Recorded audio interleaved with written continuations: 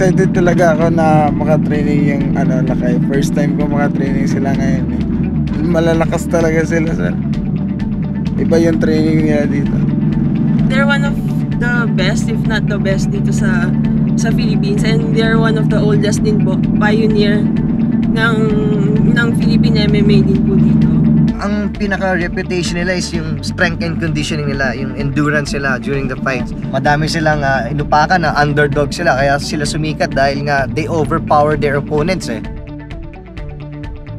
First impression ko sa kanila, nakita ko sa kanila parang walang-wala eh. Akala ko malambot kasi yung physique nga ni Jimboy, medyo mataba siya. Pero as nakitrain sila sa amin, nakita ko noon ang lalakas pala nila. Pwede rin sa edad nila, malaki yung future nila sa MMA din kung pagpatuloy nila.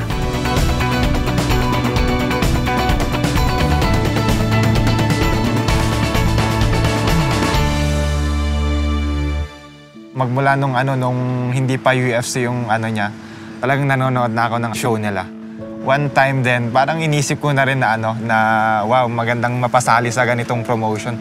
The feeling is we are very honored to represent, of course, the Philippines.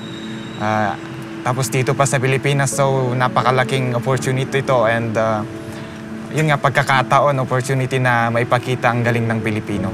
Si Roldan, nakilala ko siya 10 years ago.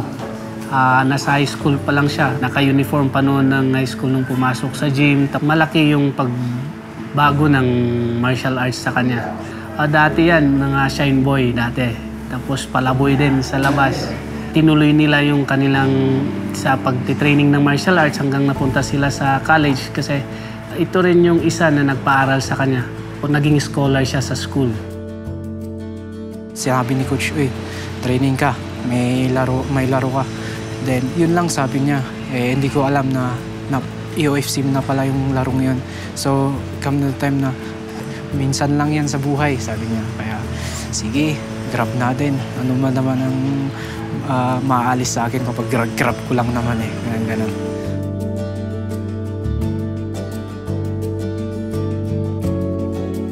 This last few days, nakakapagod pero worth it naman kasi of course nakapag-train kami with the Lakay team which is one of the best dito sa Philippines when it comes to MMA po.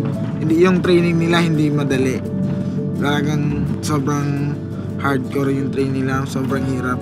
Na-experience ko din talaga yung lakas ng Lakay. Trademark talaga na kaya pala tinawag silang legendary Lakay.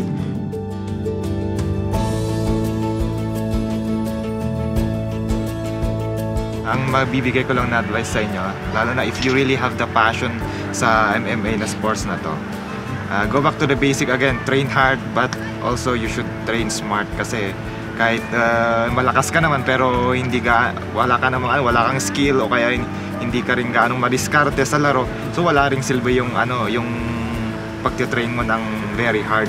Dito sa national pagsali namin dito, halos dominate namin. Halos yung Team Lakay nung nagdo-dominate ng MMA dito. Pag step namin ng international, doon na makikita talaga yung talagang skill at saka kailangan talagang mag-level up, lalong-lalo na sa UFC.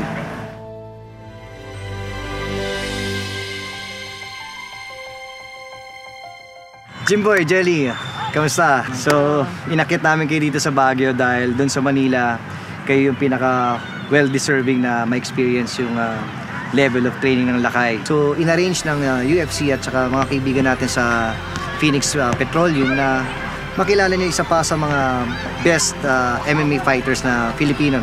Walang iba kundi si Mark Munoz. Sa May 16, first UFC dito at makikilala niyo siya doon mismo sa event kasi bibigyan kayo ng 2 patron tickets ng UFC at saka ng Petroleum. So, doon niyo sila makikilala at enjoy the UFC at sana ma-motivate kayo.